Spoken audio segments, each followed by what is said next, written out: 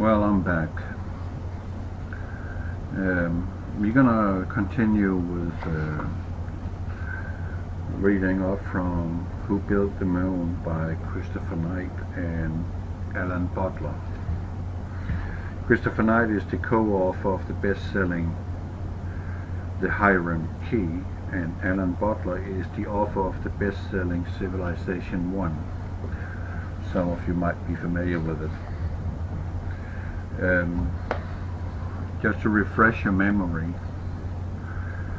the moon's diameter is 2,160 miles. The circumference of the moon is 6,782.4 miles. And 1 degree on the moon on these pictures is 18.84 miles. The latitude in miles on each frame that you're going to see is 89.3 miles. The longitude is 44.84 miles, which gives an equivalent of 4,004.21 miles, square miles. And each image is on the latitude equivalent to 4.74 degrees. Longitude is 2.38. And we are now at chapter 4. As I have said in this sequence of videos, I'm kind of tired of tooting the same horn, because these things that I have been talking about for since 2010 pretty much, and up to this day, will be nothing less than repetitions of myself, and I really don't like to repeat myself. I really don't. And in order for you to kind of get an idea of the things that I have said during the years, you will have to go back to my prior uploads and get yourself updated and acquainted with where I stand, where my disposition is. And we already know that this world is going to shit, pretty much, and fast. And the reason for why I am taking up this gauntlet here about who built the moon is simply because those who reside on the moon is our enemy. It's an enemy we have had for thousands of years. It's an enemy that came down here in the days of Noah. It's an enemy that was here before and after the flood. It's an enemy that our established governments around the world is working closely with in order and on the promise of immortality and whatever promises they have been given in order to take up this idea of a new world order. This new world order is the last empire before Christ's return. And you can believe me or not, I don't care. I really don't care. It is absolutely your own problem, because I know for a fact, and it's my soul that knows for a fact, that those who are on the moon is not our friend, and will never be our friends. It's an enemy that is very powerful, but God did not create you with the spirit of fear, but all powerful and with a sound mind. You need to come to that realization that you have all the power. They cannot win over you unless you let them. Do you understand that? You have the same powers as Christ Almighty. And you can use those powers to banish that evil. But it's up to you to choose to believe in it with all your heart and with all your soul. If you cannot do so, well, then you will go down. But it requires your absolute faith that this enemy that is looking at you from out in space, at our nearest neighbor called the moon, is defeatable. We can win, and we will win, but it will come with a great loss, and it will come with a loss of those who choose to not believe. You can kill these bastards. You can banish these bastards. The alien gray, see one, kill him. Shoot to kill. And you have it from me. And I don't care what Google thinks. I don't care what Facebook thinks. I don't care what any of these communists thinks. We will win. They will not win. And they cannot win. They will feel that they are winning for a time. But then it's all going to change for them. And where they're hiding is going to be their tomb. They're all going to get buried in their underground bunkers. And they will no more be in remembrance. They're gone. So, we're just going to go on here. I have had a couple of glasses of real wine, not synthetic wine, because I don't drink that stuff. And I've also had a glass of scotch, because I'm home, and I'm going to be home on Independence Day. If anybody have an idea of what that actually means, even though that I'm not an American citizen, and even though that I have not been born in this country, that I have lived the first 39 years of my life in a little dead country called Denmark, the size of Israel, with this equivalent amount of people, 6 million, as Israel. I know what Independence Day is, and I won't know what it means to me. It means freedom from tyranny. It means freedom from rule from some oppressor who wants to control my life and my way of life, my dreams and my happiness. And we are exactly back to that same scenario now, where you and I is going to have to make a stand.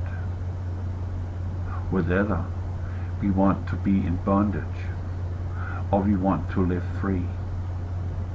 Because we have an all-powerful enemy against us. An enemy that is physically stronger than we are, but spiritually they are weak. And that is our fortune. We can defeat them, and we will defeat them, but it will come with a sacrifice. And I know for a fact that countless of millions of people will fight the New World Order in order to preserve freedom. And I'm for one who's going to die standing. I'm not going down to bondage. No way. Ever. I don't have the spirit in me to be a slave of someone who tells me that they are above me and I have to submit to their laws. Because the laws we have is from God given to us. And that is the 10 Commandments. Whatever has been put in place after that is no more than to lure us slowly and gradually into bondage, to become slaves of a communist regime, because that's what it is. Google is communism. Facebook is communism. Twitter is communism. Reddit is communism. All the social media web pages, who is slowly and gradually being swallowed up by the big tech giants to become liberals, so-called communists. If you are a communist, you're not of God. You are against God. If you are a so-called Christian, claiming to be a Christian, going to church every Sunday and praying to our Lord, and yet you put your X at the liberals when you go into the ballot at an election, you are a hypocrite, because you're supporting communism, which is anti-God. Liberalism is communism. Socialism is communism in a different way, and that way is communism is tyranny by the barrel of a gun, like China, like North Korea, like Cuba. Socialism is tyranny by vote. The very country that you're living in, United States of America, is tyranny by vote. And you don't realize it, but you have it from me. This is the truth. You are a slave. Are you going to set yourself free? You do not put your X at any liberal party at next election. You do not put your X as any Republican party at the next election.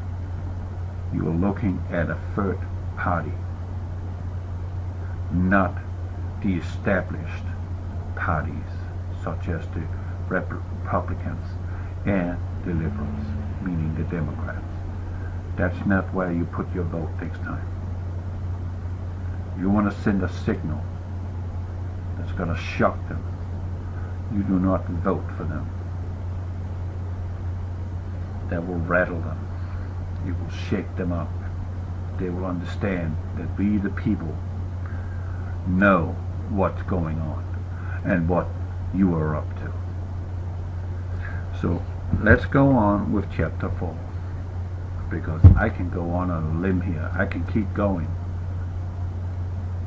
and speak about these things, and I've been doing it since 2010, because I suddenly realized when my wife, my sweet dear wife, told me that we're living in the end days, I suddenly looked into all these things that's going on, looking into the scriptures, and there it was. I moved to a country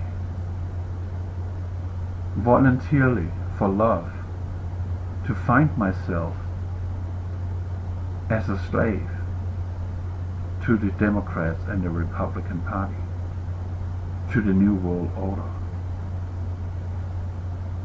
Wow, that's freaking not nice. So I have taken up my sword and speaking up against it, because I don't tolerate it. No one tells me where to put my pants and my socks. That I decide for myself. So let's go on. Chapter 4, Walking on the Moon. And John F. Kennedy on September 12, 1962 says, we choose to go to the moon.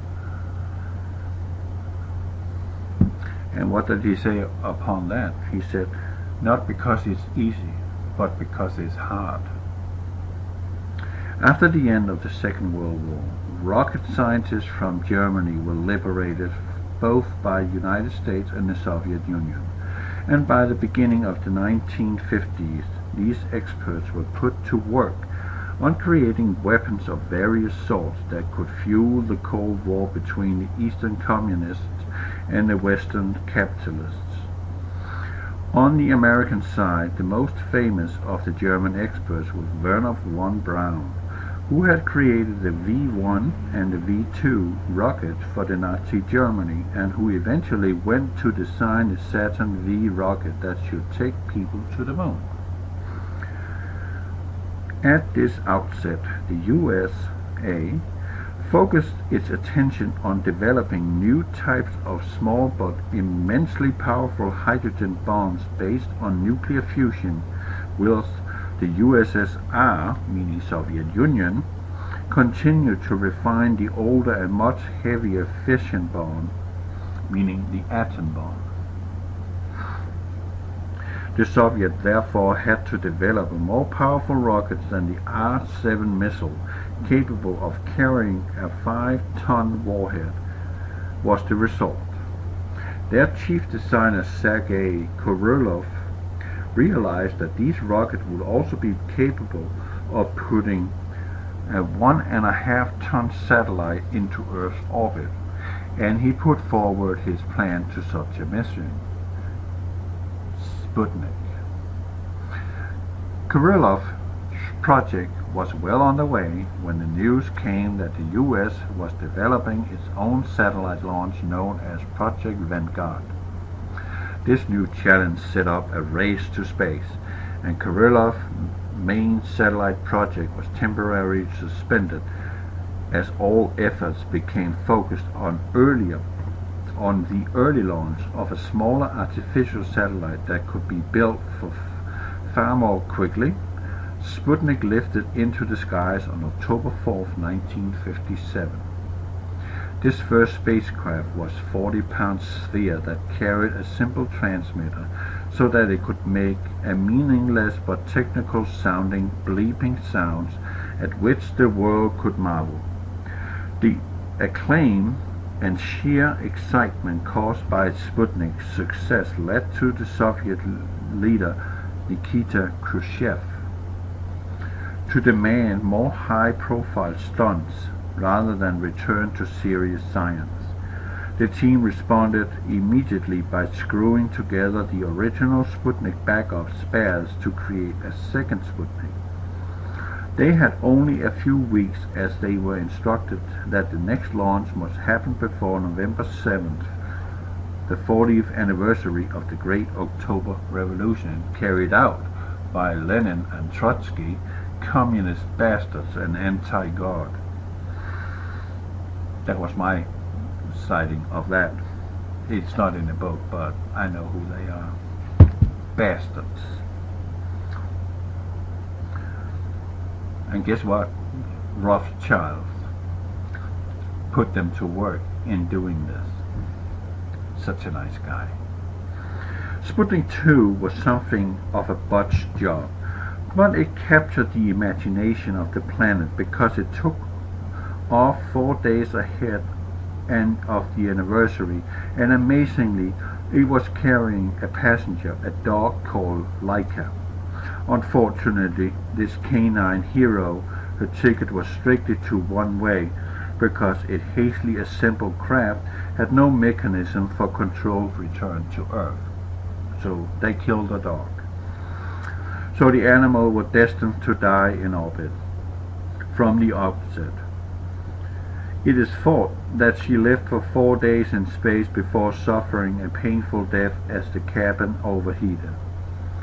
The fatality was part of the plan, and the mission was considered a success as it was proven that a living creature could survive a journey into orbit. So despite the fact Sputnik 2 was initiated as a publicity stunt, it was an important prelude to human being making the trip.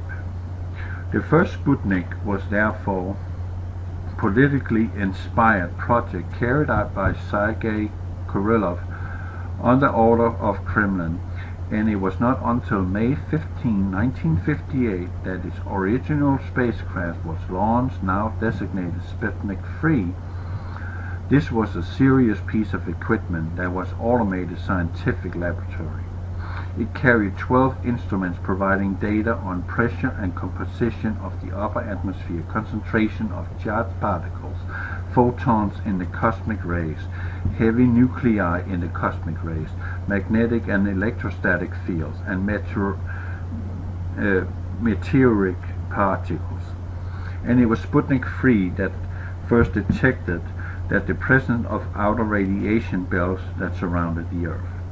The United States was highly embarrassed by the Soviet achievement, and particularly because it was having little success with its own rocket launchers. So many of them blew up on the launch pad or during takeoff that the world's press variously dubbed the American space mission Kaputnik, Flopnik, and Stay Putnik. In the summer of 1958, the Western world was rocking and rolling to Elvis Presley, Hound Dog, Heartbreak Hotel, and Jailhouse Rock, whilst the politicians of the ex-Russian territory of Alaska were lobbying to be accepted as the 49th state of the Union.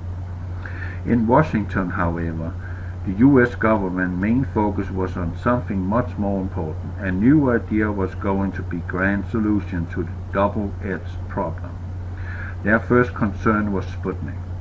These high-profile launches had very effectively announced to the world that Soviet scientists were smarter than Americans once, and it was too implicit that the bad guys that had the technology to deliver heavy nuclear weapons around the planet. America had fallen well behind the race in definitive military advantage, and the idea of a first strike by the Soviets suddenly seemed possible, and for some even probable, given the U.S. current inability to respond in kind. The second problem was one of the eternal power blocks. The U.S. Army and Navy were politically untouchable, and each had separate rocketry programs causing duplication of efforts that was dramatically slowing down the rate of overall progress. In the light of all this, Congress decided to sidestep military fiefdoms and set up this new organization to oversee and coordinate American space research. Accordingly, the National Aeronautics and Space Administration, NASA, was formed on October 1st, 1958. And the idea of putting a man into space was immediately outlined and given little titled Project Mercury. But it was a race where they were destined to lose, because on April 12, 1961, cosmonaut Yuri Gagarin became the first human to travel in space. Gagarin's 108-minute voyage took him once around the planet, although he was not allowed to operate the controls because the effect of weightlessness had only been tested on dogs, and scientists was concerned that he may not be able to function properly. Consequently, ground crews controlled the mission with an override key provided by just in case of an emergency. NASA responded quickly by sending the astronaut Alan Shepard on a ballistic trajectory suborbital flight to an altitude of 116 miles, returning to Earth at a landing point just 312 miles down the Atlantic missile range. America's first manned spaceflight was the 15-minute Skyrocket event that was nowhere near the same league as Yuri Gagarin's 25,000-mile high-speed voyage into Earth orbit. The race to get a man into space had been won by Soviet Union, but there was a second and more ambitious competition running in parallel, reaching for the moon. At the first were half-hearted attempts to get some metal, any bit of metal, onto the moon. It had started with the first Pioneer rocket, launched in 1958 by the United States, which lasted a full 77 seconds before disintegrating into a great fireball. A few months later, Soviet Union launched Luna 1, which performed beautifully but unfortunately missed the moon and headed into solar orbit. In September 1959, the Soviet Union managed to hit the bullseye when Luna 2 became the first craft to land on another celestial body, slamming into the moon's surface just east of the Sea of Serenity. Before the impact, Luna 2 was able to report back that there was something very odd about the moon, and it did not seem to have a magnetic field. The next Soviet craft, Luna 3, made a great stride towards the swinging around the moon, taking photographs of the dark side before heading back to Earth in April 1960. The Americans meanwhile had failure after failure. Nikita Khrushchev was pleased with the way that his nation was winning the space race, and when Yuri Gagarin had orbited the Earth, his propaganda machine went into overdrive to ensure that the world knew how superior his space engineers were. America's new elected president was no sloth. When it came to inspiring the public, John F. Kennedy decided to take control of the situation by announcing the real battle was to put men on the moon. Despite a history of underperformance in space technology, he rather bravely publicly pledged to land a man on the moon by the end of the 1960s. Many American Ranger and Soviet lunar spacecraft headed for the moon during the decade, but a large number missed and the other crashed into the lunar surface either by accident or sometimes by design. But it was the Soviet Union once again that made the next breakthrough when Luna 9 became the first spacecraft to make a controlled landing on the surface of another celestial body on February 3rd, 1966. A significant part of the problem was the weird nature of the moon's mass. That was not at all what was expected. Instead of generally constant gravitational fields such as the Earth exhibits across its surface, the moon was inconsistent, lumpy ball that had huge variation in gravity from region to region. Now, that is strange. That was my comment. As we discussed, a pendulum swings with fairly regular precision on the Earth. Remember my chapter 2 regarding the pendulum, because of the bulging of the planet at the equator. This is due to the fact that a person standing at sea level at the equator is little further away from the Earth's dense core than someone closer to the poles using a pendulum, because the Earth is not completely round. It is more like oval. It is wider at the equator than it is from pole to pole. So therefore, if you're standing at the North Pole or South Pole, you are closer to the Earth's core than you are when you're standing at the equator. So, using a pendulum on the moon would not produce a meaningful result because of what was known as mascons. The term mascon was an abbreviation of mass concentration, regions of the moon that has hugely dense material below the surface, rather than the core that everyone would naturally expect. These mascons were very difficult for spacecraft to orbit close to the moon without continual adjustments to compensate for the variations in gravity.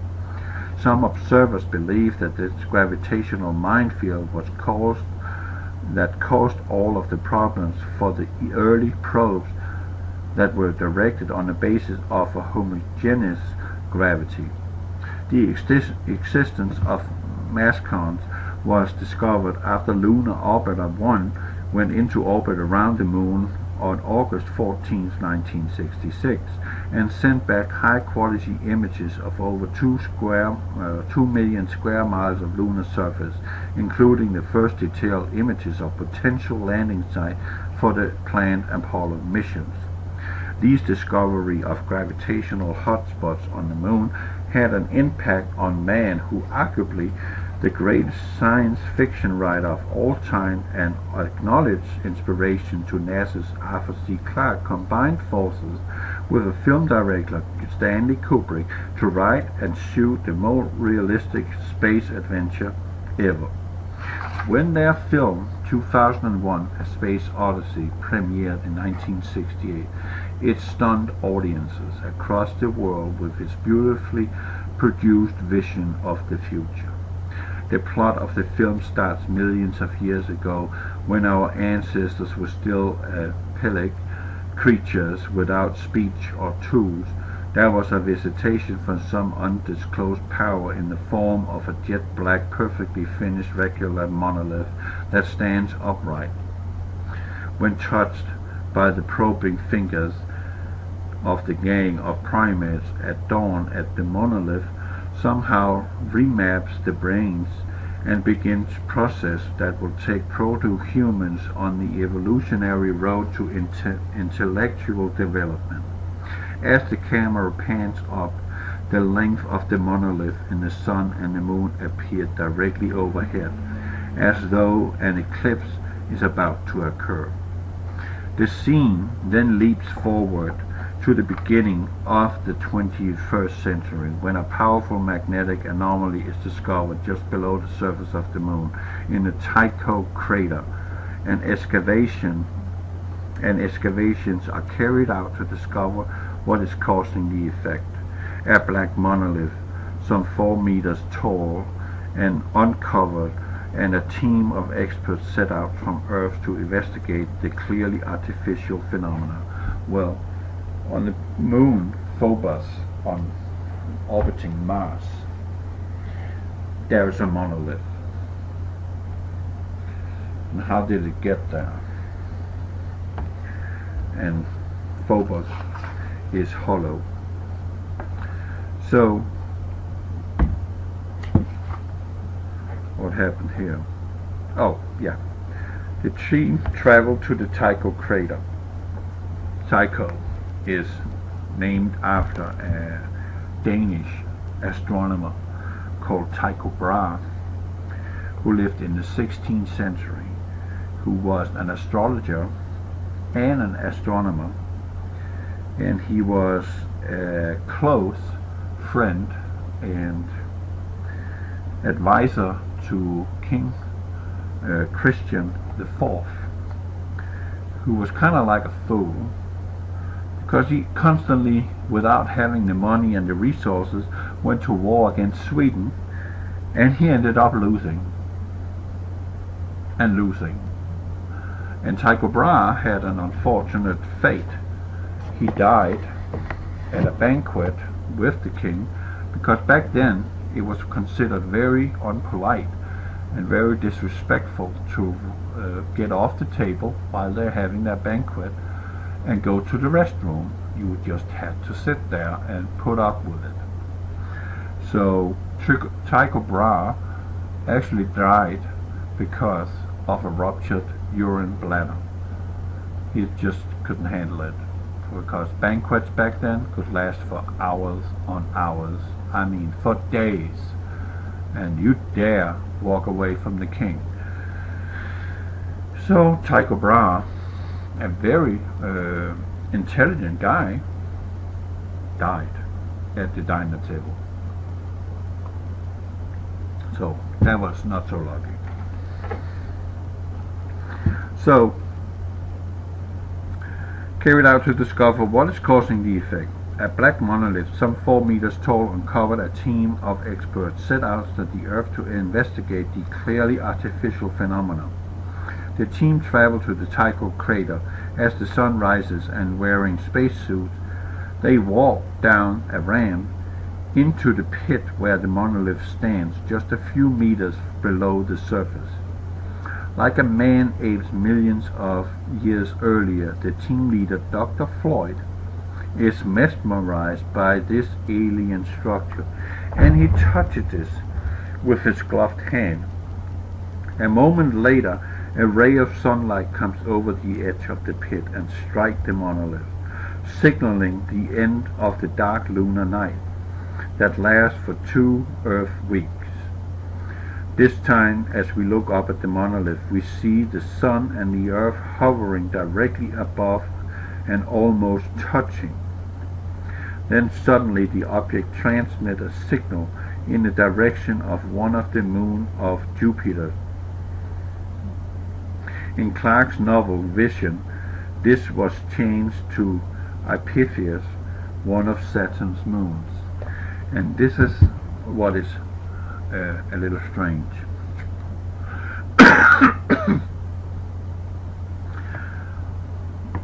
Cassini,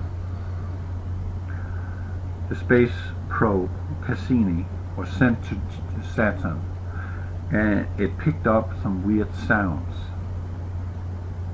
that seemed to have a distinct pattern in it. A guy who was working for NASA and was studying these rings of Saturn noticed something peculiar in these images that he was being presented, that these images showed curves on a graph that was equivalent to sound, and these sounds were ever changing.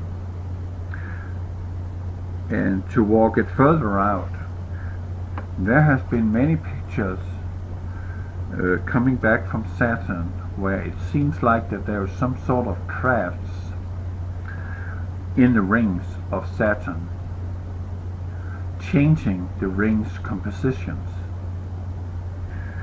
And it is also believed by some that Saturn is sending frequencies towards Earth, but at the time that they reach Earth, they are no longer powerful enough in velocity, so the moon is therefore a receiver and therefore also a multiplier of the frequencies that keeps humans in the state of, I don't know, a sort of mind control. You can't not step out of it unless you're close to God. So those who don't believe in God is already locked in. You're already caught. You're already done. You're already finished. You will take the mark of the beast, because you do not have the Spirit of God in you, because you have renounced His existence. And that makes you vulnerable to the frequencies that you're being emitted. And I have seen images of the moon that you will see in this presentation too, that unmistakably look like chemtrails on the moon itself. Literally. Now, I don't believe that is a coincidence. I don't believe it's a coincidence that we are being sprayed like roaches down here on Earth in order to enhance also weather modification and poisoning us, but also to maintain you who has renounced God in this grid of mind control. And there's no escape for you unless you choose consciously to repent and turn from your wicked ways. You will not at any point in time be able to receive the blessing of our Lord until you do so. You will go down.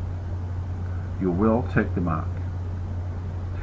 And they're also doing it with another smart little thing, because they know for a fact that the pineal gland in your brain which is the one that is responsible for secretion of hormones, is also the antenna that you and God communicate through. And by putting fluoride into the drinking water, they are calcifying the pineal gland, and therefore your antenna don't work. You cannot communicate. You cannot get in touch with God Almighty.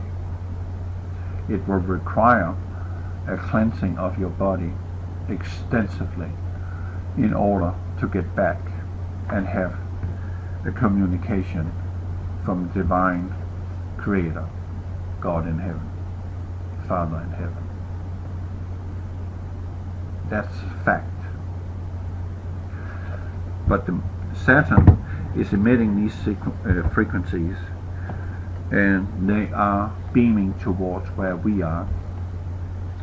And as I have said on the videos where I talk about its colors and its structures, some of these so-called craters, they look like dishes, either transmitters or receivers, or both at the same time. And it's funny that all these are pointing towards Earth. They're not pointing the other way. They're pointing towards us. That cannot be a coincidence. So, the ingenious idea that Clark put forward was astonishingly close to the real-world discovery of the lunar mascons that had been made around the time he was writing. The similarity between Clark's magnetic anomaly and the gravitational anomalies are obvious. Well, R.C. Clark was a Freemason. Zacharias Sitchin was a Freemason. The bloody old Freemasons, even the astronauts.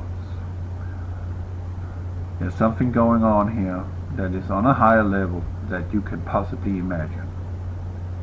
Something is going on, and you refuse to believe it. And that's a shame, because you are going to suffer from your disbelief. Well, the similarity between Clark's magnetic anomaly and the gravitational anomalies are obvious.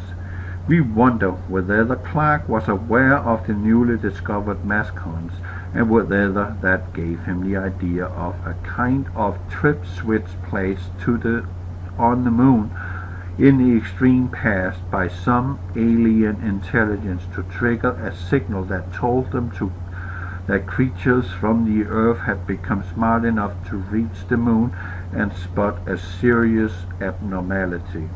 What a brilliant concept. That is exactly what happened. When mankind had achieved technological advances, as an example, by a crashed spacecraft in New Mexico at Roswell, suddenly technology took a 90-degree turn, or 180 turn, from being pretty primitive to all of a sudden, whoa, what's going on here? And look where we are today in technology. We now have AI on Google to control whoever is on YouTube to speak the things that I'm speaking of and others are speaking of on YouTube, and make sure that they are not being heard. And all done electronically by some quantum computer that picks up everything and can twist while you're sitting and while I'm right now sitting and talking. And when I'm done rendering my project, it's still pristine. But what they can do is, when I upload, the AI is analyzing everything that's being said, what I'm saying in my video, and it can actually take out and change some of the things that I'm saying.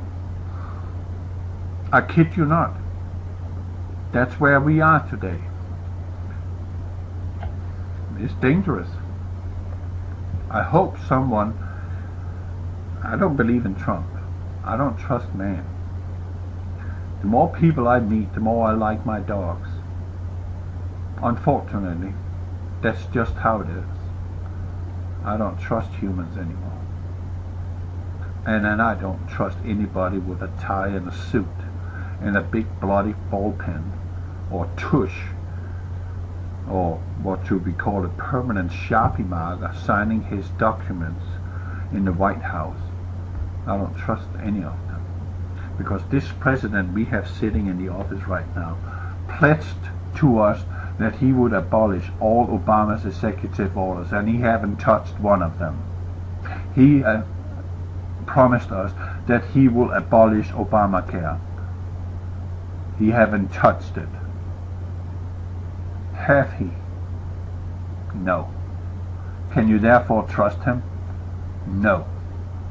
He's one of them. And if he's not, they will shoot him. Just like John F. Kennedy.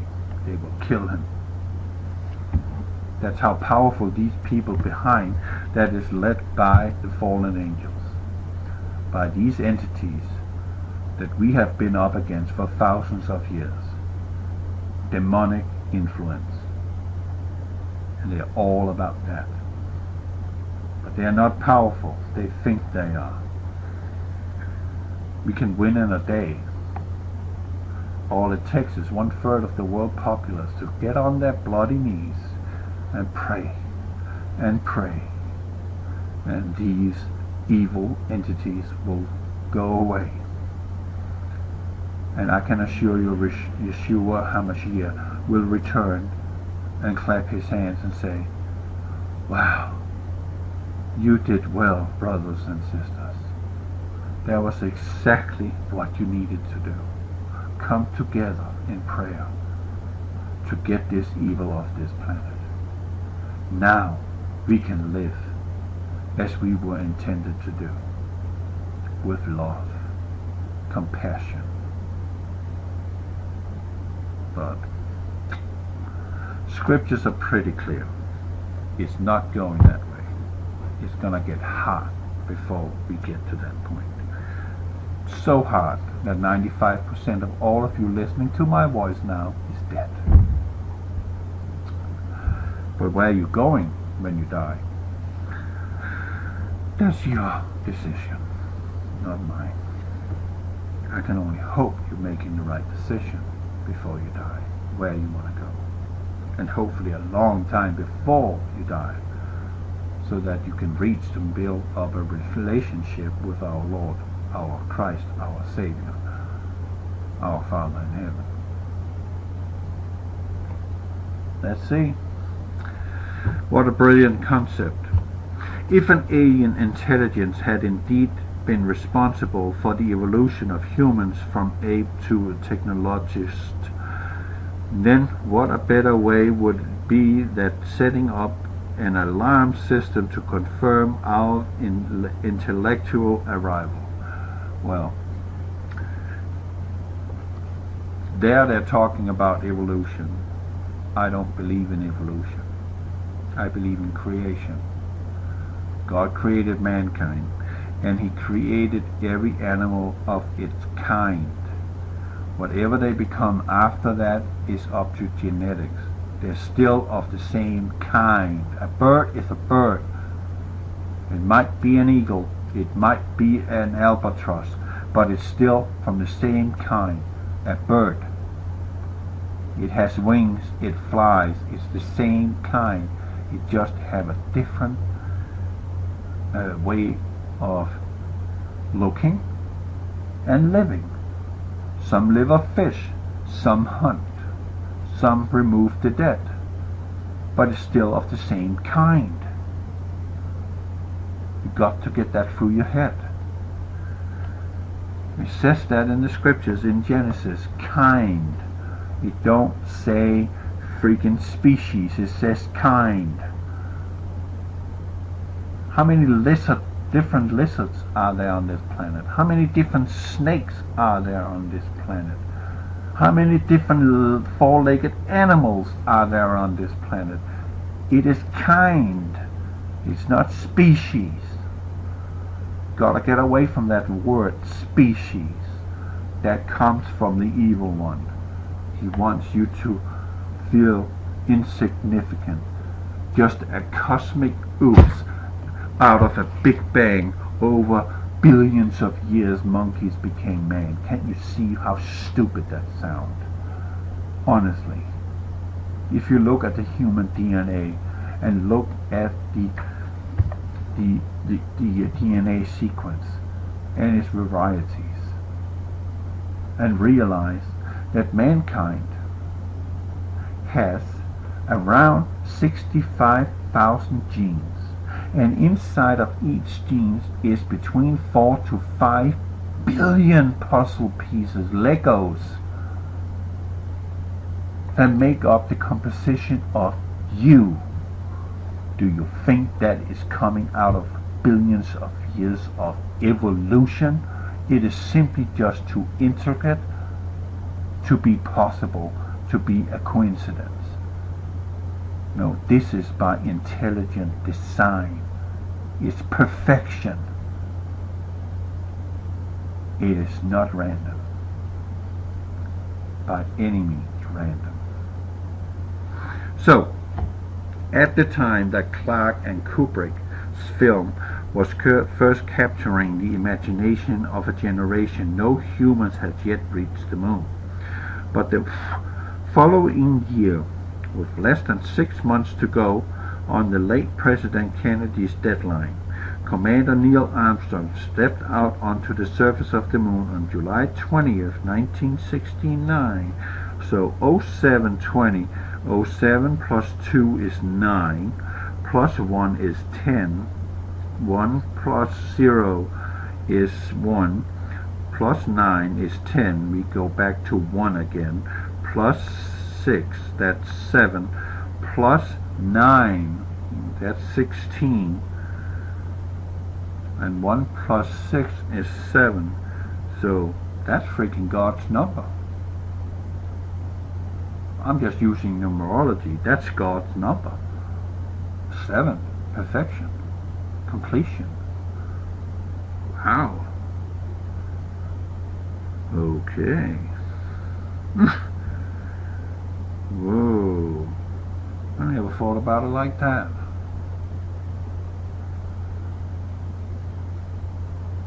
That might be a very good reason for why that was exactly that day.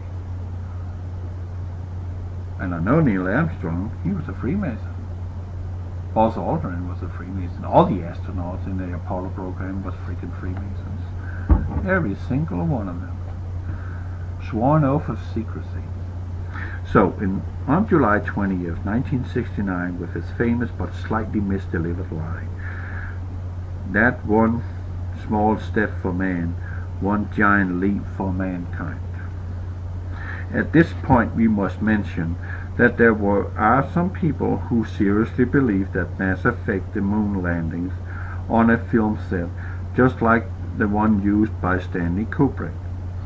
The evidence they produced looked reasonable at a casual glance, assuming you know nothing at all about photography or the facts of relating to lunar conditions.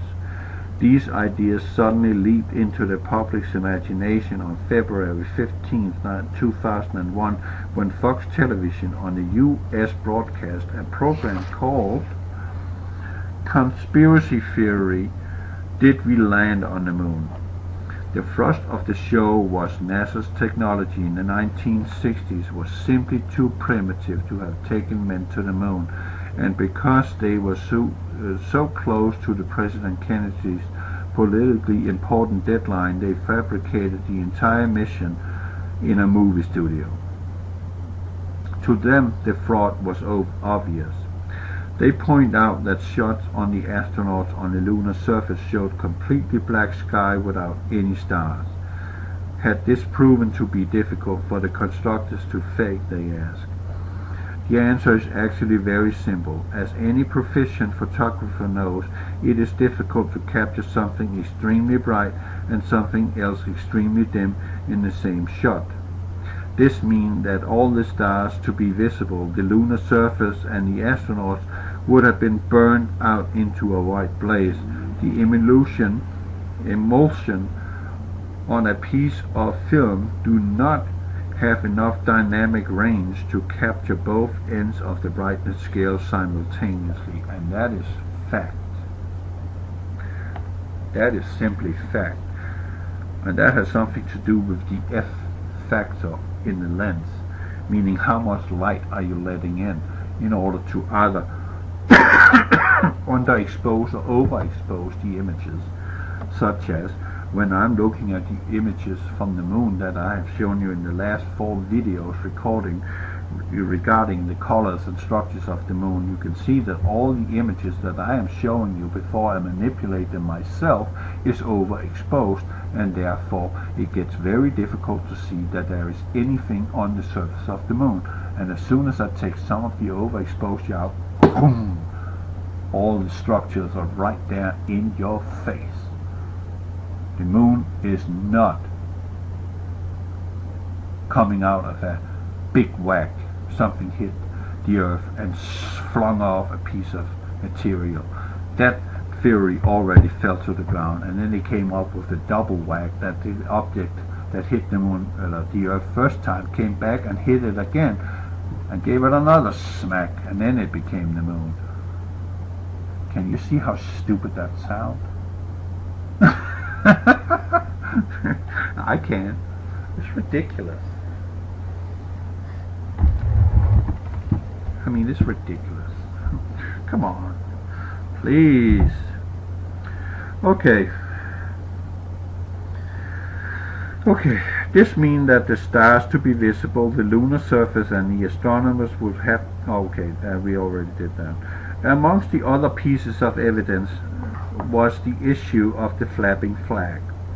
The NASA set designers was apparently so dumb that they allowed a stiff breeze to waft through the studio, causing the flag that the astronauts had planted to wave above.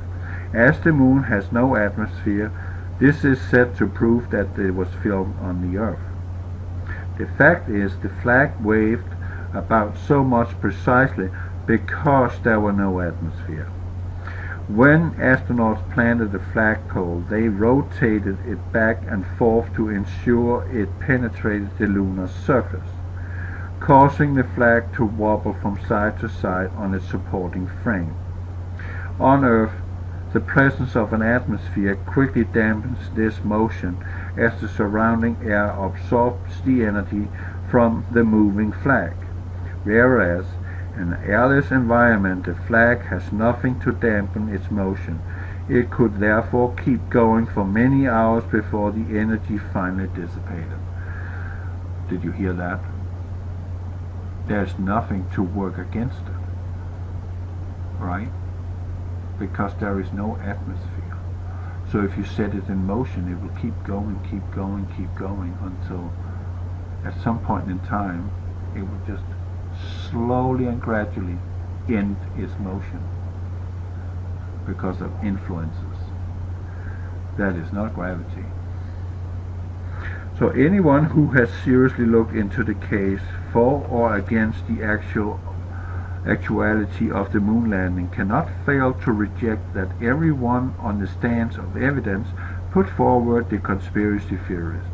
We do believe that the conspiracies happened because people will conspire together for all kinds of reasons, but the Apollo 11 mission was certainly not one of them. We can be certain that 12 astronauts walked on the moon between 1969 and 1972, and that they were brought back 842 pounds of the moon in form of rocks, core samples, pebbles, sand, and fine dust from 6 different exploration sites. The last human being walked on the moon was Eugene Cernan in December 1972, and the information gathered over those 3 years by Russians' unmanned craft had greatly increased our knowledge of the moon, but it has also posed many questions as it has answered. It was expected that the samples of moon rocks would prove one of the existing theories about Earth-Moon system. If the rock from the samples had been substantially different from the rocks on Earth, then it was likely that the moon had originated in some other part of the solar system and had been captured by the young Earth.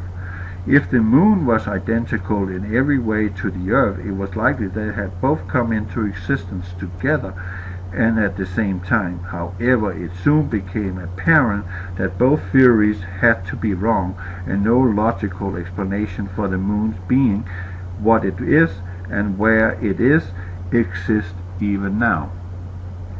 The convoluted left-hand, right-hand double big whack theory, as I just described to you, tends to crudely fill the void, to prevent us worrying too much about its whole, not whole, but hole, like a hole in the ground, in our knowledge of our planet and its neighbors.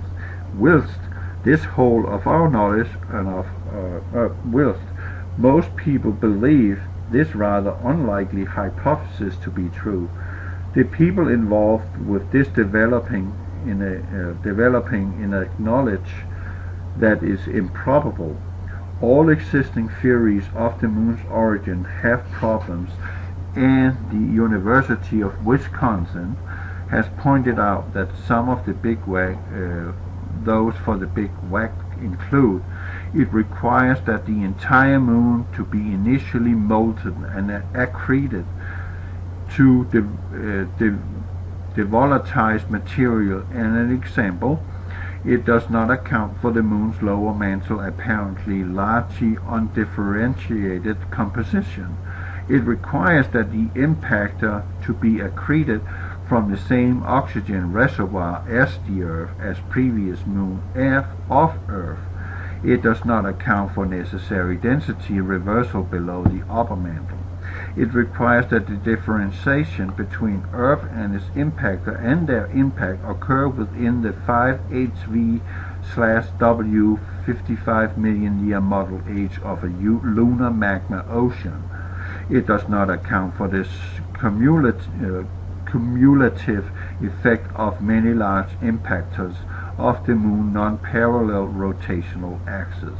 It does not account for necessary chronology of tidal separation of the Earth and moon's origin of the moon. There is also another major problem in this scenario revealed by the issue of an ongoing slowing down of Earth. Very precise. Oh, what the heck are they talking about here? Slowing down of Earth. Well, Earth rotation is by NASA publicly slowing down. Huh. And when is this book written?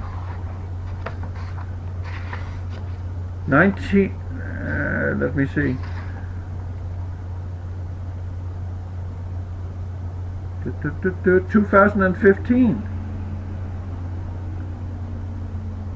And right now, this year, 2019, they're talking about the Earth rotation slowing down. So they're 4 years behind in officially coming out and telling us that. This is already known. Wow. This is messed up. So, when was that in the Wisconsin? I need to look at that. Man, that's all the way back in 1972. They knew that. And in 2015, they're telling us, or in 2019, they're telling us the Earth rotation is slowing down. And they have known that since 1972. And now it's finally public that is actually happening. Okay. You see how far behind we are in knowledge? They know, but they ain't telling you. And why are they not telling you? because they don't want to give you the idea or the thought or the belief that we have a creator father in heaven. No, they want you to be loggerheaded against each other and believe that you came from the freaking monkeys. That's why they want you. That's why they're not announcing you anything until decades later. So you think you're sitting with a freaking smartphone? Think about what technology they have. You think you're so clever because you have a smartphone? Oh man, this is just a technological marvel I'm having in my hand. I have the freaking iPhone 10XR, 10X, or iPhone X, or whatever they call it, the new one, the new fantastic iPhone, which have a shitty camera compared to my camera on my Samsung S5, which is 16 megapixels. It takes way better pictures than any iPhone ever produced. And I can adjust all the stuff on my camera just like on a Nikon or a camera or a Canon SLR. And iPhone is screaming about this. Whoa, it's so marvelous. It is a shit phone. You can't do anything. It's so limited. I can do a lot of stuff with my Samsung that iPhone can't. And anything you want on your iPhone costs bloody money. Most of the stuff I can get to my phone on apps is for free. Wow. Talk about being cheated. I hate iPhone. I don't like them. Period. I don't like them. They don't even look good. What about the S8 that came out with the screen on the Samsung S8? The screen was the entire surface of the phone. It looked like it was flowing out into nothing. It was just freaking awesome looking. Come on, iPhone. You're nothing. You're worthless.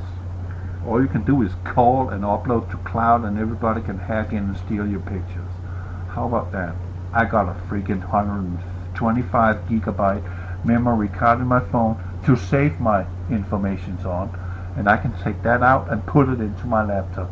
You can't do that with an iPhone. Nope. Sucks. I had an iPhone. It sucks. I hate that phone. It's stupid. Yuck. Okay. So, we here, slowing down our Earth. Whoa, man, this is creepy. Very precise astronomical measurements, some of them dating back to the observations of eclipses 2,500 years ago. Okay, I just have to correct myself. I said 1972, they knew about that. They bloody knew that 2,500 years ago, that the Earth's rotation is slowing down. Bah! And we being announced that in 2019. Gosh, crap. You see how what world we're living in? You think you know something. Honestly, you don't know anything. You want to know something? Get into the Bible. Okay. 2,500 years ago indicate that the days are increasing in length, but about 1 to 2 thousandths of a second per day per century. It's still slowing down, even if it's not a lot, but it's still slowing down. And what's causing it? Okay, it had been thought that this tiny lengthening of the day was entirely due to the friction of tides caused by the sun and the moon, but when attempts were made to predict changes in an apparent position of the moon on the basis of this effect alone, it was found that the calculation did not agree with the observations at all. Another factor must work as well. That factor was iron was sinking into the core of the Earth, changing the moment of inertia and thereby the length of the day. When this was taken into consideration and calculations were made on the basis of both sides of the tides and the changing moment of inertia due to sinking iron, the sums did agree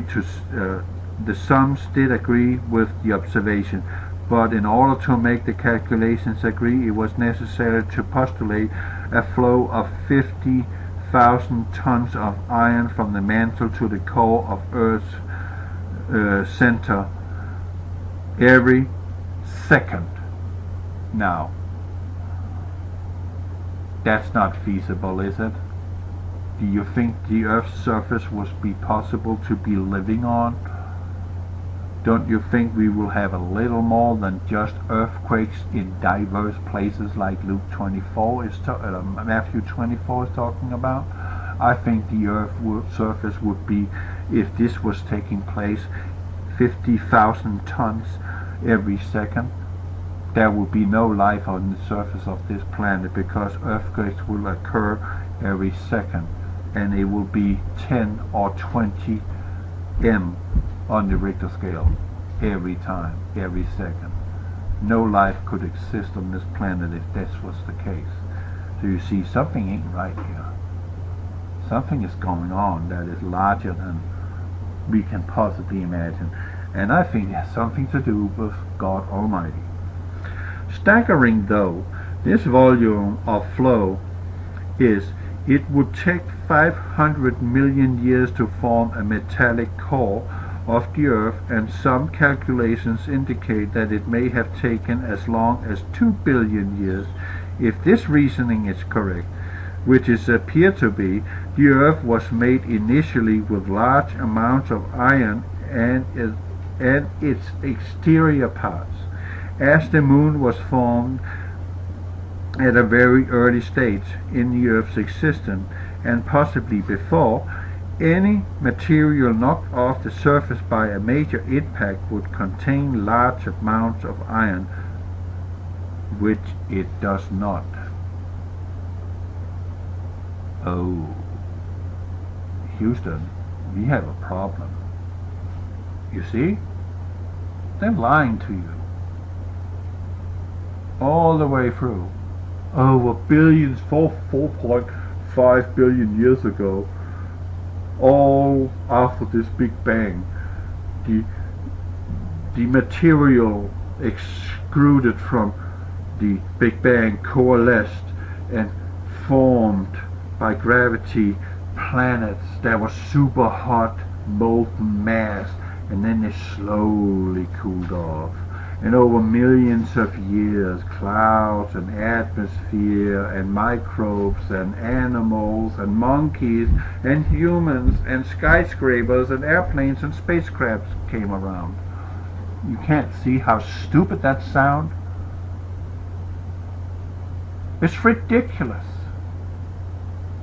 You were created. And another thing I can tell you, that is granite, the hardest rock, natural rock on Earth, and the vast majority of rock on this surface in our crust is granite. In granite, take a rock, a granite rock, take it up in your hand and look at it. When you look at it, you see tiny little black dots in that rock. And this is fact. I'm not pulling your leg here. Okay? All these black dots are from an atomic number called polonium. Polonium's half-life is 1/1,000,000th of a second. Now, class, listen carefully. The vast majority of rock on this planet is granite. That's the crust of our planet, the firmament of our planet is granite. And in that granite is these small black spots called polonium with a half-life of 1/1,000,000th of a second. Do you then think that Earth was created over 4.5 billion years of time until you can sit here and listen to my voice? No. Earth's crust was created or made instantaneously in a millionth of a freaking second. What does that tell you? God said, let there be light. God said there be a firmament above the waters to separate. Instantaneously. He spoke it into existence. Instantaneous. There it was. Instant. 1/1,000,000th of a second. Did not happen over 4.5 billion years to where we are now. It happened in one word. Let there be a firmament. And it was there. Boom! There. That's creation, not evolution. Go find a freaking granite rock, or buy one for that matter, anywhere. Look at it. And you're looking at the evidence of creation right there in your face. Because that black dot, polonium, could not be there. And in that amount of quantity that it is present, if it was over 4.5 billion years, it would not exist there. It wouldn't be there at all. But it is, which proved to you that that rock was created right there, instantaneously. Instant. Faster than you can blink your eye. The speed of freaking light. It was there. Think about that. So you sitting out there, you New Agers, and think it's all evolution and it's all BS, and we Christians are nuts. You're the one who is nuts, and you're the one deceiving the people, because you don't know anything. You've got no bloody clue. No clue. And you are deceived by the evil one. Because Satan convinced the world in the 20th century that he don't exist, and people believed it. And after that came you New Agers. Right in the wake of his announcement that he don't exist, you showed up on the screen. And now millions of people are following your lies and your deception. And man, I detest you for it. Because you got no bloody clue. You got no clue. And I just gave you the evidence. Look at the rock granite. The little black dot was created in a millionth of a second. And how is that possible? When they claim that the world is created and where we are today over 5.5 billion years. Not possible. Totally conflicting with each other. You New Agers, you need to get off the stage and shut up. And you need to do it now. Right now, instantaneously, in a millionth of a second. You need to shut down your channels and shut the F up. All of you. Because you are deceiving the people, you are lying to the people, and you have got no flipping clue of what you're talking about. All you can do is sit down in your trees and say, oh, I'm one with nature. Oh, you are not one with anything except your own self-indulgence. That's where you are. You are liars, you are deceivers, and you freaking sit and make money on it. How dare you? You should be ashamed of yourself. because you don't want to know the truth. Because Satan has whispered in your ears, "Psst, you come from the monkeys. Yeah, and you know, if you just one with nature, it will be okay and your karma will be okay." There is no bloody karma. There's consequences. There is no karma, and there is no dharma. There is no reincarnation. You dead, you dead, you dead. And where do you end up when you die? That's up to you. Before you die, to make that choice. And that choice is not 4.5 billion years. That choice is right now. Because this world is coming down faster than you think. And your little New Age religion ain't gonna make it for you. You're gonna be some of the first one to fall and die. Because God is going to protect His fold. He's not going to protect you unless you turn to Him. Because He's told you, turn thee from your wicked ways. For why would you want to die? You are the wicked ones, because you're blending everything together. Wicked don't mean evil. Wicked mean in Hebrew, blending.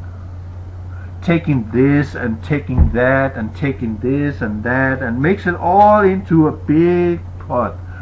Oh, and out of that we have New Age religion. Oh, let's go with that. That's wickedness. It's not evil. Wicked don't mean evil. It means blending, and that is what you're doing. And man, you should be ashamed of yourself sitting out here on YouTube and lying to your teeth to the rest of the people who's blindly sitting there and believing your crap because you have no bloody clue. And I just gave you the proof. Granite. Go look at that rock. See the evidence for yourself. I have seen something else evidence in Glen Rose, Texas. Human and dinosaur footprint together within 6 hours of impression in the riverbed. I have walked along the riverbed and seen human footprints, fossilized footprints of humans and dinosaurs at the same time. Man and dinosaurs lived together 6,500 years ago, not 65 million years ago.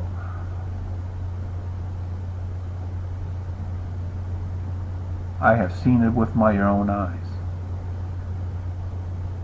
And that's a knowledge I can never remove from my memory. Seeing it yourself. It totally destroys any concept of evolution. It's a lie. And New Age religion is a lie. There is a God in heaven who loves you, who created you in His image, and you renounce Him for it. When all the evidence is right before your eyes, you renounce Him. And to the very end, people will curse God for what is happening to earth and go down in flames and end up in hell. To the very last human being on this planet, they will do so because of you deceivers out there. Because you dragged them to follow you and you made money on their following you by these Patreon bloody websites that they can go donate bloody money so you can sit and smoke pot all day and say, "Oh, I'm a New Ager. I got the answer to everything." You've got answer to nothing. You don't know anything. Go to Glen Rose in Texas and visit the dinosaur park, and you shall see the proof for yourself. Go buy a bloody granite rock and look at it, and there you got the evidence of creation in an instant. instant. Do I need to spell it for you? I hope not. That would be freaking scary if I had to. So, we go on. Staggering though, this volume of flow, it just makes me mad, okay? It makes me mad you sitting out there and lying to your teeth to people and dragging them into your wicked idea about the world. It makes me bloody freaking mad. Honestly, it does. It makes me freaking furious. You should freaking have back of my hand slapped over your cheek for lying to your teeth to people. Because that's what you're doing. You're deceiving them and leading them astray, and you're leading them away from God. Well, you should do the opposite. You should lead them to God. Lead them to salvation. You're doing the opposite. You're doing the devil's work. In a sweet way. While you're smoking pot all day. And think you're so slick. Especially you down in Florida. Oh yeah, you bad. You one of the real bad ones. I know who you are. I don't even think you're a New Ager. I don't just think you pretend to be. Definitely one thing is for sure. You don't know what God is. You got no idea. You detest me. Okay. Staggering though this volume of flow is, it would still take 500 million years to form a metallic core of the Earth, and some calculations indicate that they may have taken place over 2 billion years. If this reasoning is correct, which it appears to be, the Earth was made initially with large amounts of iron on its exterior part, as the Moon was formed as a very early stage in the Earth's existence, and possibly before. Any material knocked off the surface by major impact would contain large amounts, which is do not.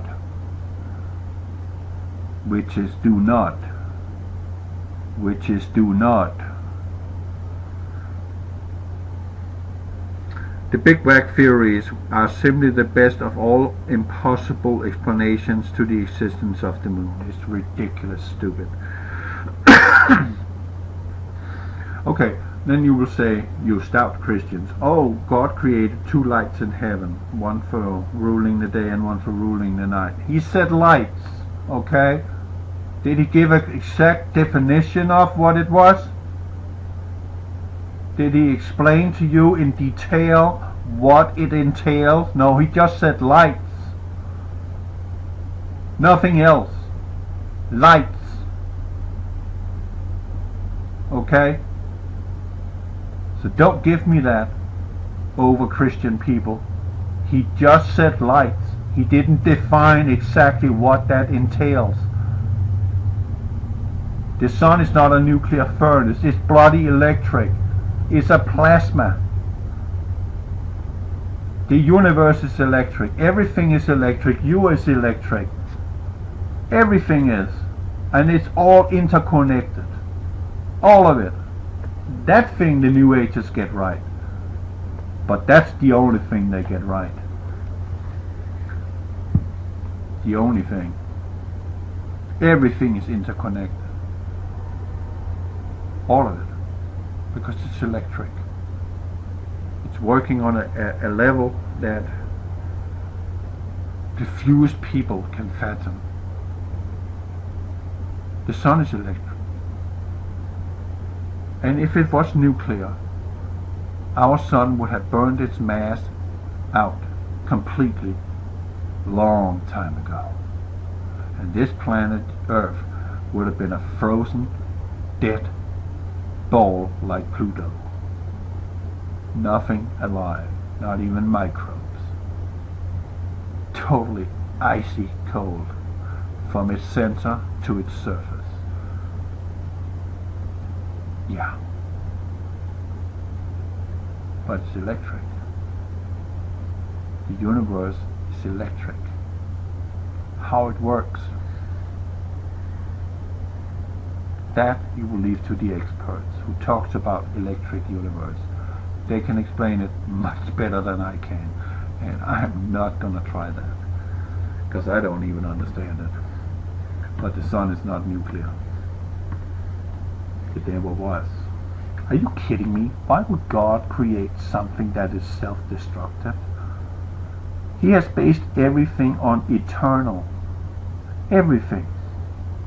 Forever and ever and ever. Why would he create something that is destined to die?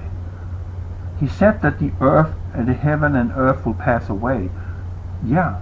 Why would it pass away? Because he deems it to pass away. Because he speaks it out of existence.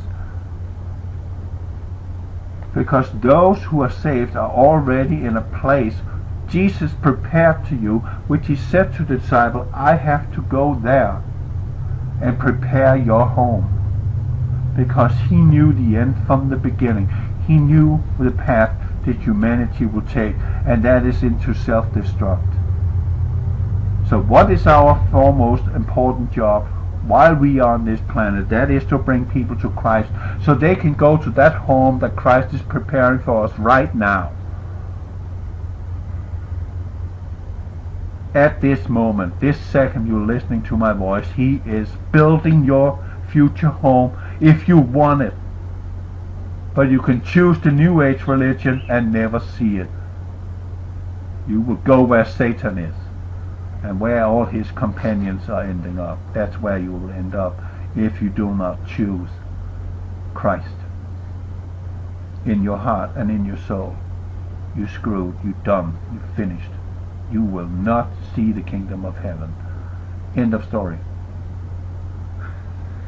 It's many times in the scriptures talking about this to you.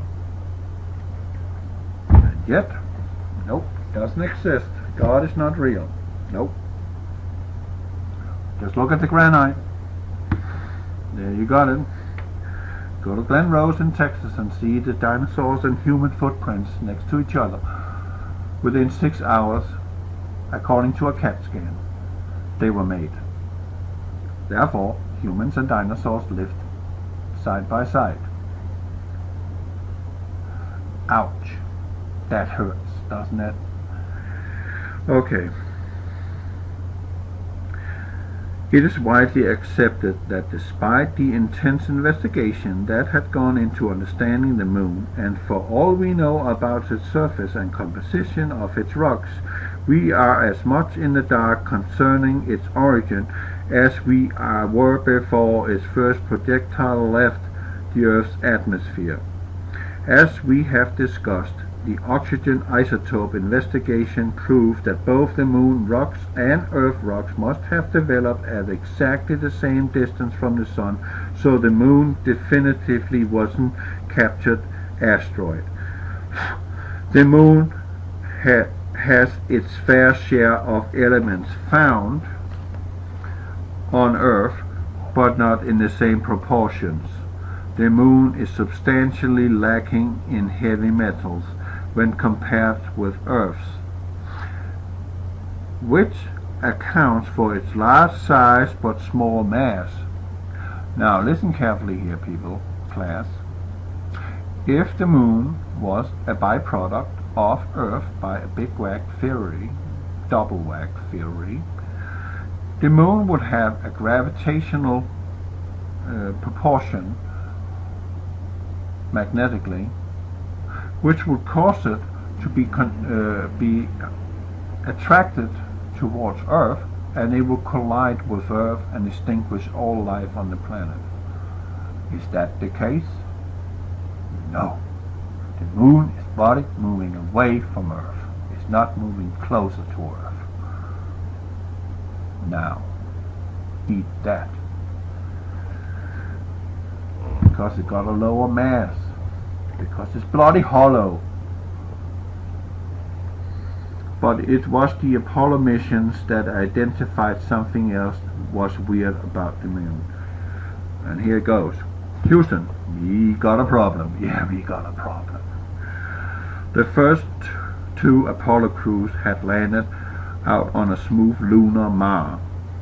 The lava seas that are relatively young by lunar standards, and now NASA wanted to visit a site where they could study the older parts of the moon, which meant the rugged highlands. Although NASA was not ready to commit a lunar module LM to landing on a highly rugged terrain, the site selection committee was very interested in a place called the Nibiru Hills in the middle of the ocean of storms, which seems to seem like fairly smooth section of the highlands. Commander Jim Lovell, along with Jack Swigert and Fred Hayes, was chosen from for the Fra Mauro mission as the crew of Apollo 13.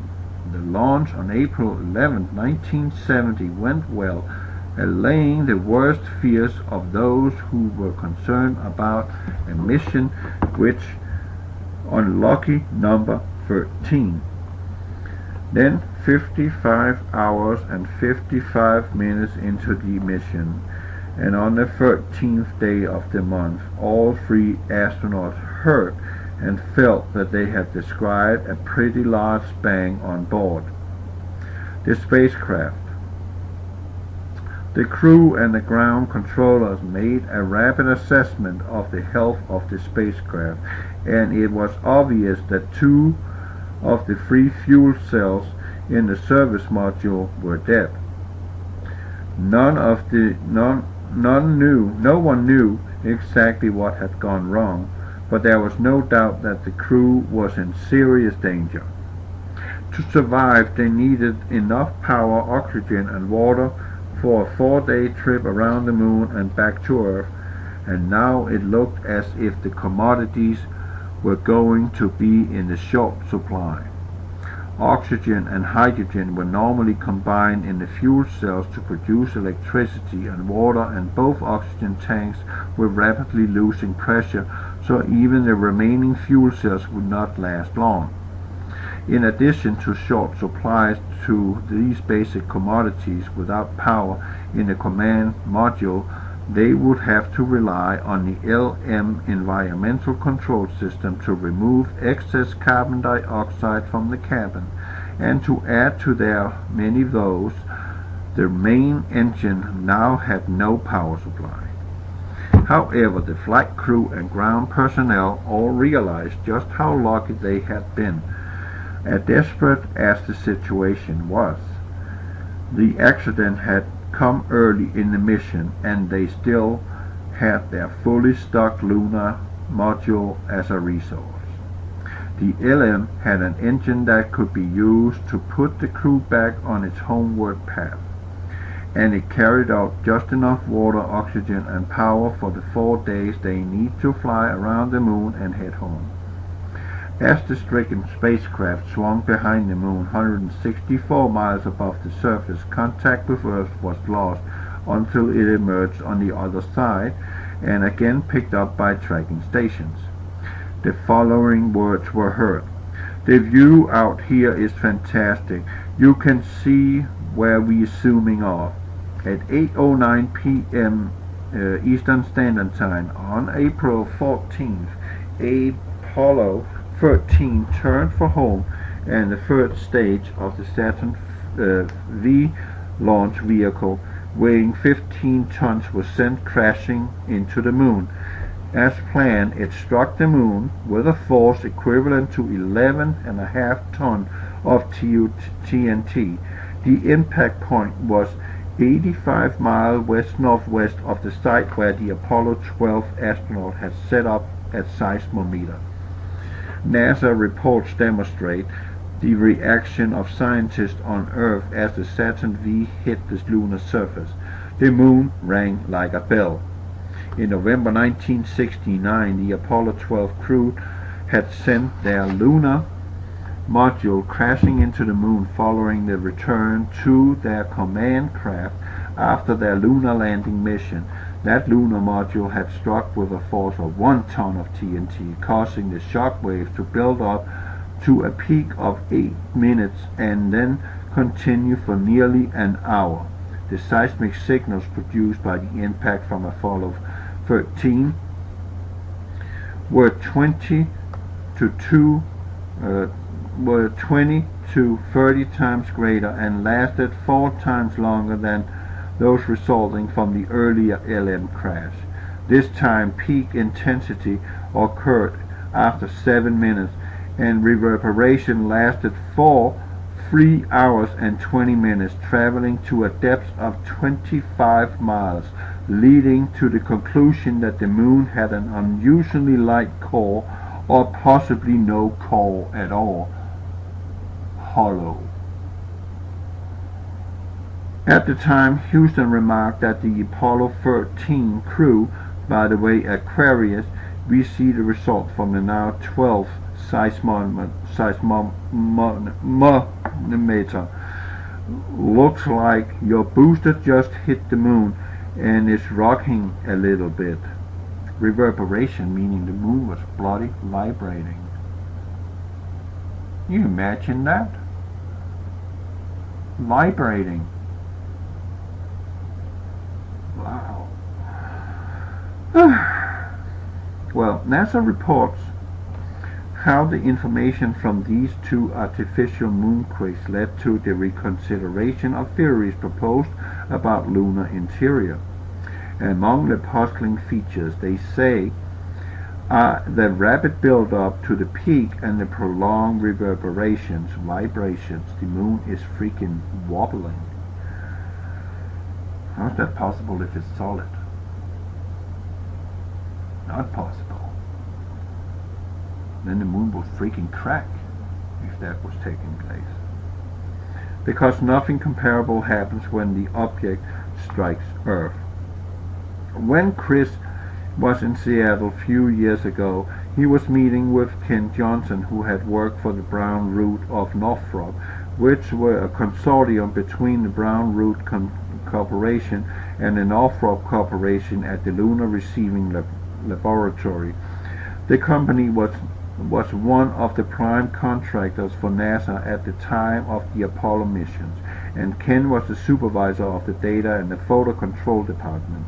Ken told Chris that at that time of the impact created by the Apollo 13 launch vehicle, the scientists were not only saying that the moon rang like a bell, they also described how the whole structure of the moon wobbled in a precise way, almost as though it had gigantic hydraulic damper struts inside it. What did I just say? Wobble.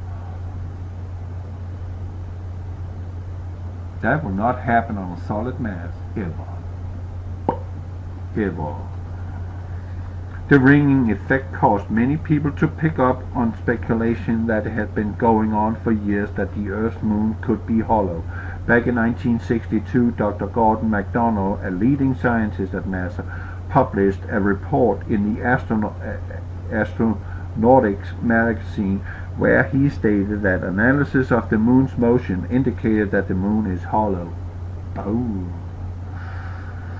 Dr. Sean C. Solomon, who was professor in geophysics at MIT and the director of the Terrestrial Magnetism Department, Carnegie Institution of Washington, as well as the principal investigator of Carnegie Research as part of NASA's Astrobiology Institute, has said the lunar orbiter experiments vastly improved our knowledge of the moon's gravitational field, indicating that the frightening possibility the moon may be hollow. Why should it be frightening? Carl Sagan, professor of the astronomy and space sciences and director of the Laboratory of Planetary Studies at Cornell University, hinted at the answer when he said, whilst discussing the moons of Mars, that it is well understood that a natural satellite cannot be a hollow object. The problem, therefore, is simple. If the moon is hollow, someone or something manufacturing it. Exactly. But the debate continues. A team from the University of Arizona in Tucson has detailed the result of the interpretation from the data from the Lunar Prospector magnetometer, where they estimate that the moon does not have a tiny core that is roughly 420 miles, meaning 680 kilometers across, plus or minus 112 miles, meaning 180 kilometers. Their team leader was Lon Hood. We knew that the moon's core was small, but we didn't know it was this small, Hood said. This really does add weight to the idea that the moon's origin is unique, unlike any other terrestrial body, Earth, Venus, Mars, or Mercury. So it is possible that the moon is hollow and its center or has very small core.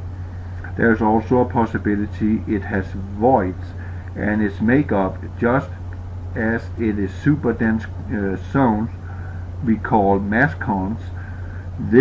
But it seems that the structure is unusual, whatever the case turn out to be.